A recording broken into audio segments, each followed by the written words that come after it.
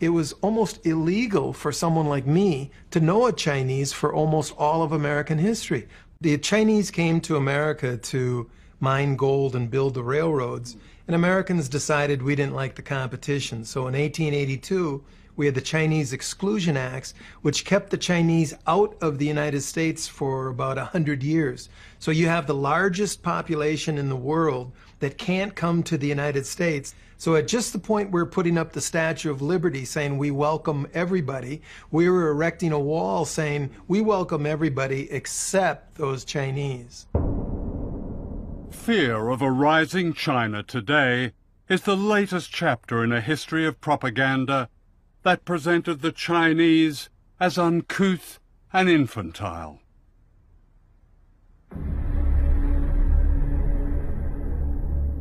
To Western popular and political culture, the Chinese became the yellow peril.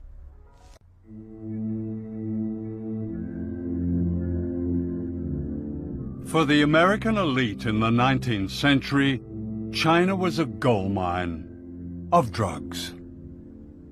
Warren Delano, the grandfather of Franklin Delano Roosevelt, was the American opium king of China. He was the biggest American opium dealer, second to the British. He welcomed the first American ship into China to help out with the opium wars. Much of the east coast of America, Columbia, Harvard, Yale, Princeton, were born from opium money. The American Industrial Revolution was funded by huge pools of money. Where did this come from? It came from illegal drugs in the biggest market in the world, China. Let me get this right. The grandfather of arguably the most liberal president, Franklin Delano Roosevelt, was a drug runner. Yes, sir. Franklin Delano Roosevelt never made much money in his life. He had public service jobs that were very lowly paid, but he had yachts, he had summer homes, he had mansions in New York City. The kids went to private schools. He inherited a fortune from Warren Delano, his father, who was the American opium king of China.